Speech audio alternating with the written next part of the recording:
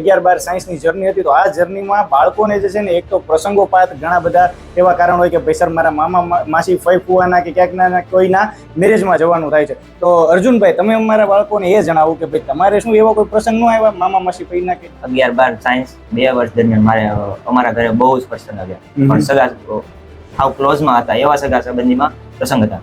પણ 2 વર્ષ દરમિયાન મેં એનો ત્યાગ કરી દીધો કે 2 વર્ષ દરમિયાન મારે એમાં ભણવું નથી, મારે મારા ભણતર પર ફોકસ કરવું છે. 2 વર્ષ પછી હું બધાના ઘરે જઈને મળી જઈશ. તો તારા મિત્ર સર્કલ તો હશે. હા, હવે મિત્ર સર્કલમાં ક્યારે તને એવું ન મન થયું કે હાલ ક્રિકેટ રમવા, હાલ મૂવી જોવા જાય, એવી રીતે તું જાકે ન જા?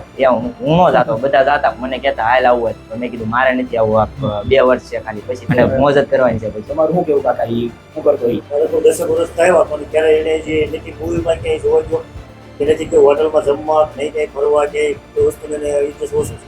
ભણવા ઉપર ફોકસ વધારે આપ્યું. એટલે જોયું વિદ્યાર્થી મિત્રો, તો માત્ર મોજ શોખ ને પ્રસંગોપાતના કારણો કાઢી અને તમારા ભણવાથી ભાગવા કરતા વ્યવસ્થિત રીતે જો તમે સ્ટડી ઉપર ફોકસ કરો ને તો બેસ્ટમાં બેસ્ટ રિઝલ્ટ તમે પણ મેળવી શકો છો.